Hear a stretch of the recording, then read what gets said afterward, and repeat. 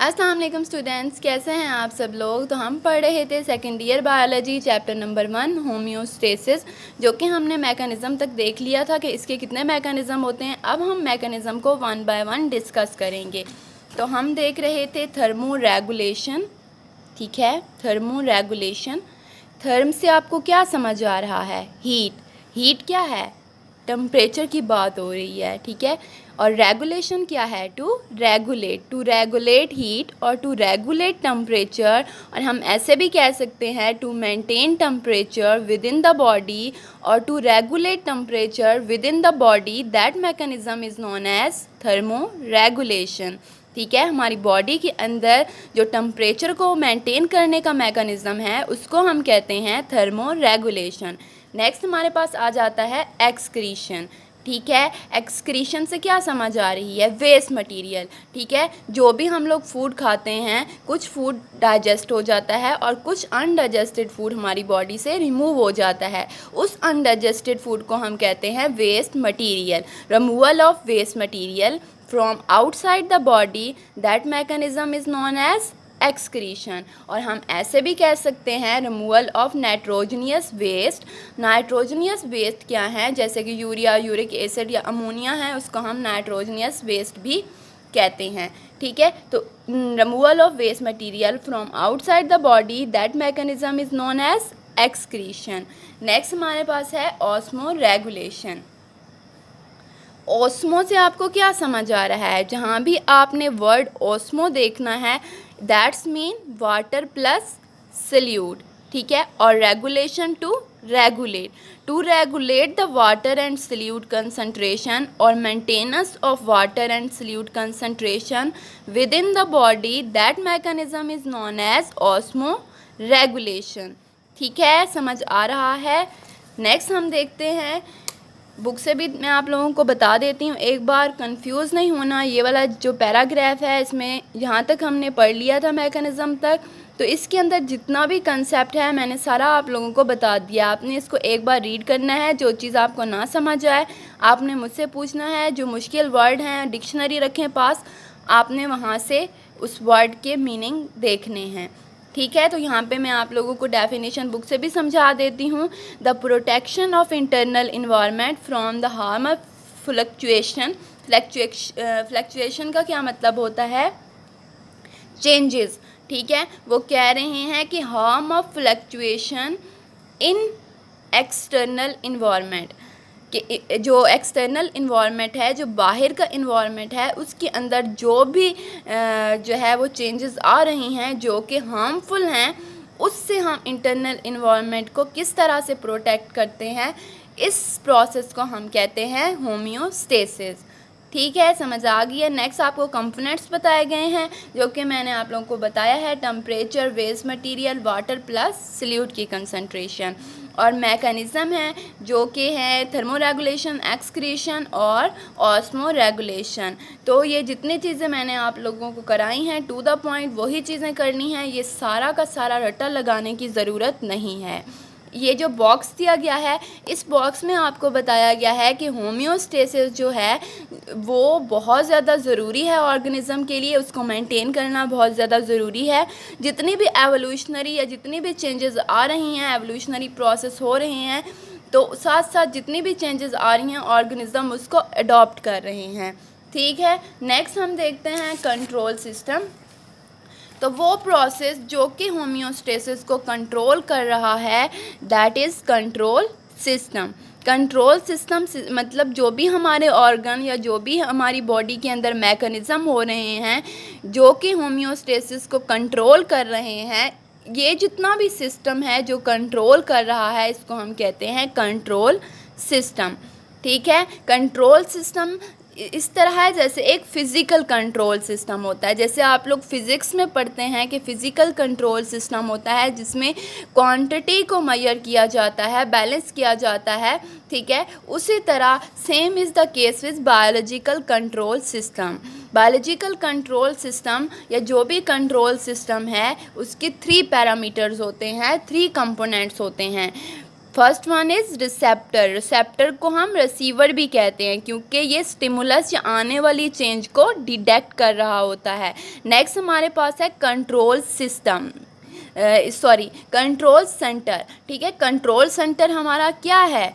Mind. हमारा जो brain है वो क्या है? कंट्रोल सेंटर है। और क्या है नेक्स्ट? अफेक्टर। अफेक्टर क्या होंगे? या तो मसल्स होंगे हमारे या हमारे ग्लैंड होंगे जो कि रिस्पॉन्स को शो कर रहे होंगे।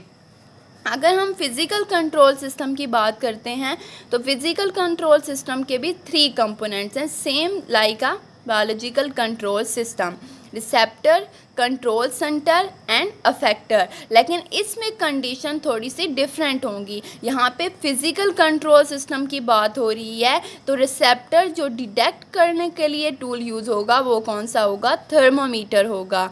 और जो कंट्रोल सेंटर होगा वो क्या होगा? हीटर होगा। और जो रिस्पॉन्स प्रोड्यूस होगा उसको हम कहेंगे अफेक्टर। ठीक है, तो आप इसकी एग्जांपल फिज़िकल कंट्रोल सिस्टम की एग्जांपल इस तरह ले सकते हैं कि जैसे हमारा एक गीज़र है, पानी का जो गीज़र होता है जो कि पानी को गर्म कर रहा होता है, उसके लिए फ़र्ज़ करें हम एक सेट पॉइंट रख देते हैं कि इसके 35 डिग्री तक इसका सेट पॉइंट है। पानी को 35 डिग्री सेंटीग्रेड तक गर्म करना है, इससे ज़्यादा नहीं। हम हीटर चलाते हैं, जैसे ही पानी 35 डिग्री सेंटीग्रेड तक गर्म हो जाता है, चला जाता है इसका टेम्परेचर, तो ऑटोमेटिकली हीटर क्या हो जाता है? बंद हो जाता है, क्योंकि जितना हमने सेट पॉइंट दिया था वहाँ तक जो है वो पानी गर्म हो जाता है। तो इसके बाद हीटर क्या करता है? रिस्पॉन्स प्रोड्यूस करता है और वो ऑटोमेटिकली जो है वो हीटिंग करना स्टॉप कर देता है। इस तरह पानी जो है वो कुछ देर के बाद दोबारा से ठंडा होता है, तो फिर हीटर जो है वो ऑटोमेटिकली स्टार्ट हो जाता है और पानी को 35 डिग्री सेंटीग्रेड तक गर्म कर देता है। ठीक है, तो इसी तरह फिज़िकल कंट्रोल सिस्टम भी काम कर रहा है। इसकी एग्जांपल हम लोग गीज़र की एग्जांपल ले रहे हैं। और अगर जिस तरह फिज़िकल कंट्रोल सिस्टम है, same is the case with biological control system. लेकिन यहाँ पे जो रिसेप्टर हैं वो क्या है? हमारी स्किन है, हमारी बॉडी की स्किन है।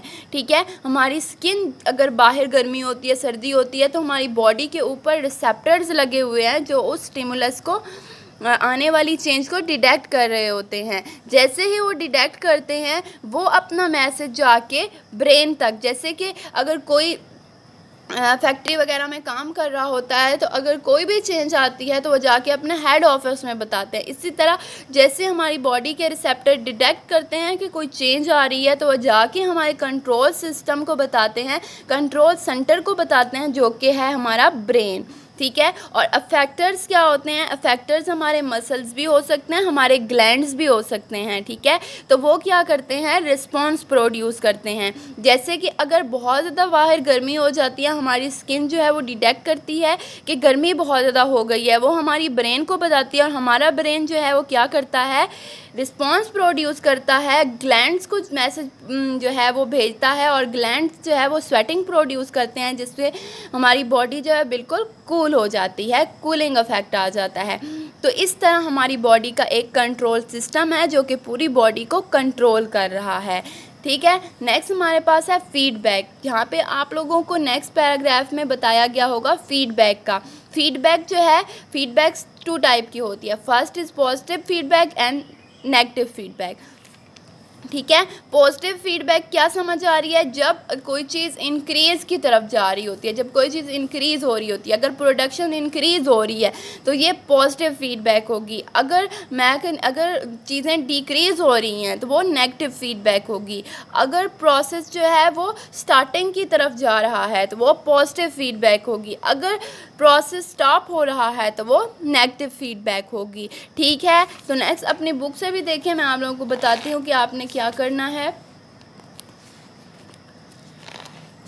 1 मिनट। ये देखें, यहाँ पे आप लोगों को ये कंट्रोल सिस्टम बताया गया है। इस पैराग्राफ में से आप लोगों ने कुछ नहीं करना, ठीक है।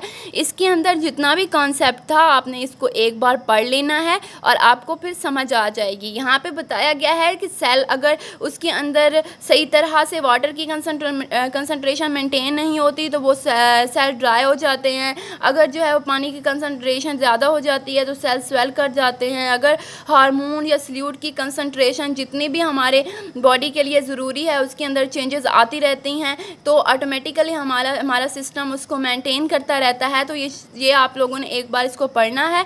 कॉन्सेप्ट आप लोगों को पता होना चाहिए, बाकी इस पैराग्राफ में से आप लोगों ने याद कुछ भी नहीं करना। नेक्स्ट आप लोग यहाँ पे देखें, ये वाला जो पैराग्राफ है इसमें आप लोगों को जितनी भी चीज़ें हैं वो मैंने आप लोगों को बता दी हैं। आप इसको एक बार पढ़ेंगे। Receptor, effectors, control system, physical control system, biological control system, ठीक है, और फीडबैक, ये सारी चीज़ें मैंने आपको बता दी हैं। आप इसको एक बार रीड करें, आपको बिल्कुल समझ आ जाएगी। अगर कोई चीज़ समझ नहीं आती तो आप मुझसे पूछें, ठीक है, मोस्ट वेलकम। और साथ साथ जो चीज़ें मैं आप लोगों को करवा रही हूँ जस्ट आप लोगों ने वही टू द पॉइंट चीज़ें याद करनी है। फिर जब कुछ टॉपिक हो जाएंगे तो फिर मैं आप लोगों को जो है वो एक प्रॉपर असाइनमेंट दूंगी और आप लोग वही चीज़ें, यही चीज़ें हैं जो वहाँ पे भी आप लोगों को शॉर्ट क्वेश्चन में भी याद करनी होती हैं। तो आप साथ साथ टू द पॉइंट चीज़ें जो मैं आप लोगों को बता रही हूँ वो आप लोग याद करें, ठीक है। थोड़ा थोड़ा सा पढ़ें, आप लोग जो है वो गो थ्रू हो जाएं एक बार।